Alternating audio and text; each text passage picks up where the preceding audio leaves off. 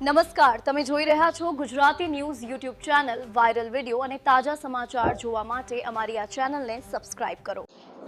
ગઈ તારીખ 7/6/2026ના રોજ અલથાણ પોલીસ સ્ટેશનમાં એક મેસેજ મળેલા કે મંગલમ હાઇટ્સની બાજુમાં કોઈ એક ઇસમ મારેલી હાલતમાં પડ્યો છે, જેથી પોલીસે સત્વરે જઈ તપાસ તજવીજ કરતા એક વ્યક્તિ ઊંધા માથે પડેલો હતો, જેને માથાના ભાગે ખૂબ ઘનિષ્ઠ ઇજાઓ થઈ હતી, જેની ઓળખ રાહુલ તરીકે થઈ હતી, જે પાંડેસરા પોલીસ વિસ્તારમાં રહેવાવાળો હતો.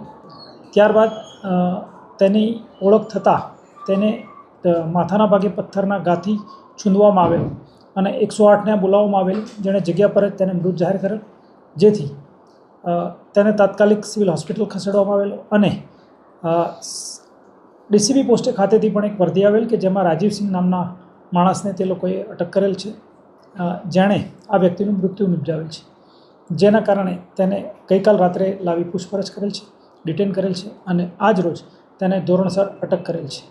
મર્ડરનું કારણ પ્રાથમિક પૂછપરછમાં એવું આવેલું છે કે જે મરણ જનાર છે તે ફરી આરોપીના પત્નીને વારંવાર હેરાન કરતો હતો અને ગઈકાલે તેણે તેનો હાથ પકડીને તેને તંગ કરેલી, જેનો દ્વેષભાવ રાખી આરોપીએ ગુસ્સામાં અને આવેશમાં આવી તેને પથ્થરથી મારેલ, જેના ભાગરૂપે મરણ જનારનું મૃત્યુ થયેલ જગ્યા પર છે. કઈ રીતે પરિચયમાં હતા, કેટલા સમયથી જે મરણ જનાર છે તે રિક્ષા ચાલક તરીકે કામગીરી કરતો હતો, જેના ભાગરૂપે બેન કામવાળા તરીકે કામ કરતા હતા, જેથી ટ્રાન્સપોર્ટેશનના ભાગરૂપે એકબીજાના પરિચયમાં આવેલા તેવું પ્રાથમિક રીતે જાણવા મળેલ છે. કાલે કઈ રીતના ઘટના બની? પત્નીએ પતિને જાણ કરીને બોલાવેલો કે શું થયું? ગઈકાલે જ્યારે મરણ જનારે આરોપીની પત્નીને હાથ પકડ્યો ત્યારે તે ખૂબ ગુસ્સે થઈ ગયેલી ને તેણે તેના પોતાના પતિને કોલ કરેલ. પતિએ જગ્યા પર આવી પહેલાં સમજાવવાનો પ્રયત્ન કરેલ, પરંતુ નહીં સમજતા તેણે પોતાનાથી પાસેની આજુબાજુ જે પથ્થર મળ્યો એ પથ્થર વડે હુમલો કરેલ.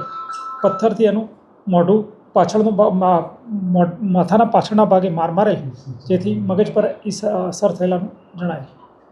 આ ન્યૂઝના રિપોર્ટર છે Arvind Rathod. Gujarati news YouTube channel, Surat. ગુજરાતથી તમને મહત્વના સમાચાર મળતા રહેશે, માટે જોતા રહો ગુજરાતી ન્યૂઝ. ધન્યવાદ.